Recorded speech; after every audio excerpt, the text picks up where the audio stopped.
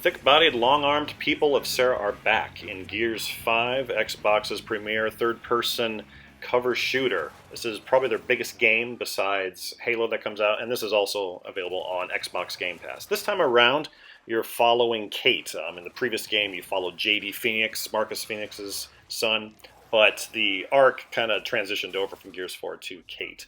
The acting, everything is excellent, like the lip sync, the graphics, and the delivery of it. The story itself, I find to be kind of just recycled each time around. This is the next trilogy.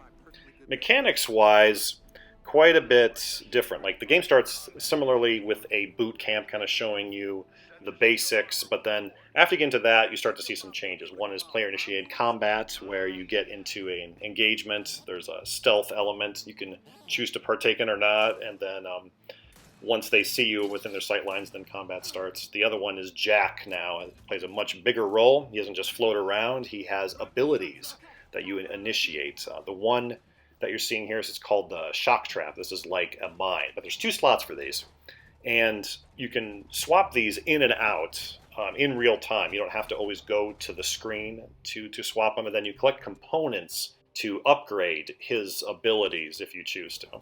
And I found these to be a meaningful addition that tactically really impact the game. And then you have those 2 slots, so you can decide, depending on the situation, if you need like health, there's one for that, or camouflage, you can do that. But here I'm zapping through like a minefield. The other one is the skiff you have in 2 of the 4 acts, and this is used to traverse over the map. They're trying to do an open world thing in place of the linear vehicular moments that they had from before. It doesn't really work well because there's not combat ever. There's one where you can take damage, but otherwise it's the goal this time is they're trying to immerse you into the game, and I found that this didn't really work. The side locations, though, they have things like loot or relic weapons. What these are, they're little plays on traditional Gears weapons, like this sniper rifle has 2 shots instead of 1.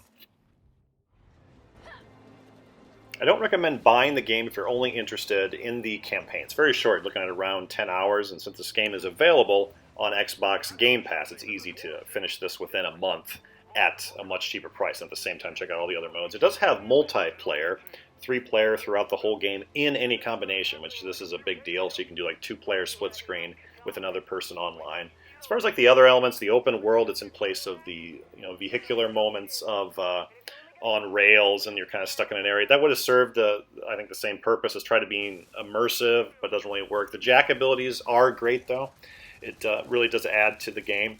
Besides that, like with the story, again, the lip syncing, the character models, the graphics, it's all very smooth. It's good.